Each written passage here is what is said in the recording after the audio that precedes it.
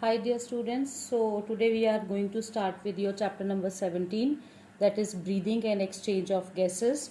So in this video we are going to discuss about the respiration and the types of respiration as well as the respiratory organs in different organisms involved during the process of respiration.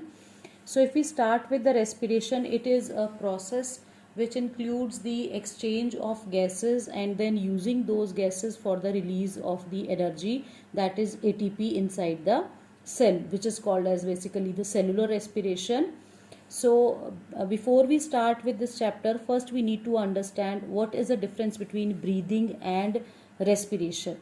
Fine. So breathing is simply a physical process where we are doing the exchange of gases, whereas respiration is a biochemical process in which the breakdown of glucose occur to release the energy. So this is a biochemical, means a chemical reaction occurring inside the living organisms.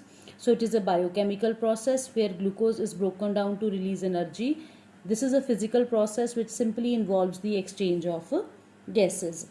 It occurs between lungs and the atmosphere, and this process occurs in all the living cells. Rather, a unicellular cell is there, the cells of the multicellular organisms are there. It occurs in all the cells of all living organisms. Here, no enzymes are involved because as it is a physical process, so no enzymatic action is there. Whereas in this case, then enzyme mediated process it is. Here no energy is released, whereas in this case energy is released in the form of the ATP. So this is the difference between the breathing and the respiration, that is a physical and a biochemical process. So now we will move to the different types of respiration. So we all know that basically we classify the respiration into two types, that is aerobic and anaerobic. So aerobic means in the presence of the oxygen and anaerobic means in the absence of oxygen.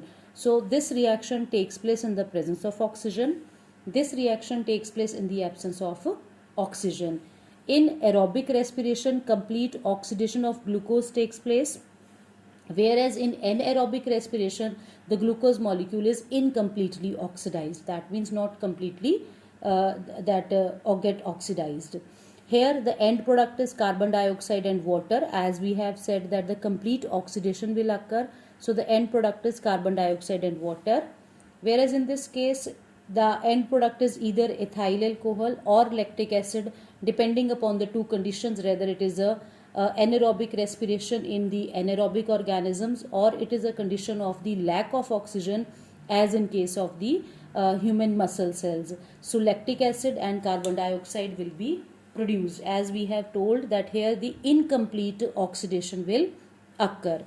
Lot of energy is liberated, that is 38 ATP molecules from one glucose, and here in this case relatively very small amount of energy is liberated, that is only 2 ATP molecules will be produced. So it occur in plants and animal cells. Fine. All the cells which are aerobic, which are performing their cellular respiration in the presence of oxygen, there it takes place, whereas it occurs in many anaerobic organisms like bacteria and the human muscle cells during the lack of the oxygen conditions. So the chemical equation for this is glucose plus oxygen giving rise to carbon dioxide plus water plus energy, and here we will have the 686 kilocalorie of energy, whereas in this case the glucose is breaking down into the ethanol plus carbon dioxide and only 56 kilocalorie of energy. Don't get confused, this is kilocalorie of energy and this is the 38 ATP. Here we are talking in terms of ATP molecules, here we are talking in terms of the kilocalories, that is the energy. Now the next one is there, we will discuss about the different type of organs, respiratory organs in among the different animals.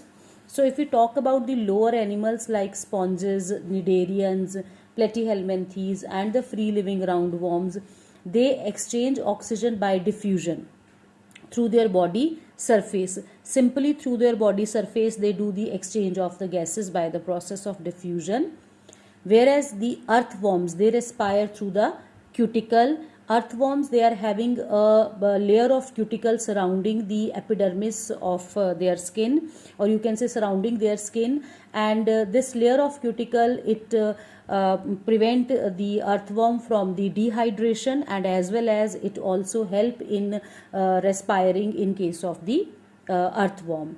Then insects, they respire through the spiracles. These are the pores present on the abdominal cavity of the insects.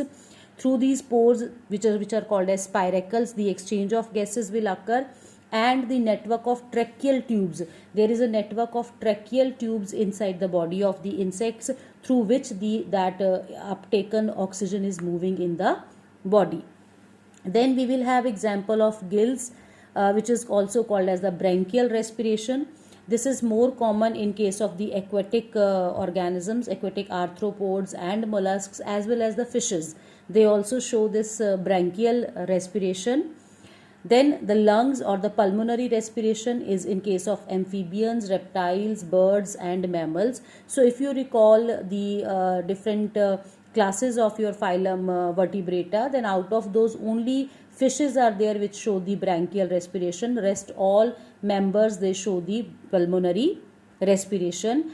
Then amphibians are like there, they are certain amphibians are there, like frogs are there, which can respire through their skin as well as through their lungs. So they can respire through both the methods. When they are moving inside the water, they respire through their skin, and when they are there on the land, they respire through their lungs. So this is all about the different respiratory organs among the different organisms. Thank you.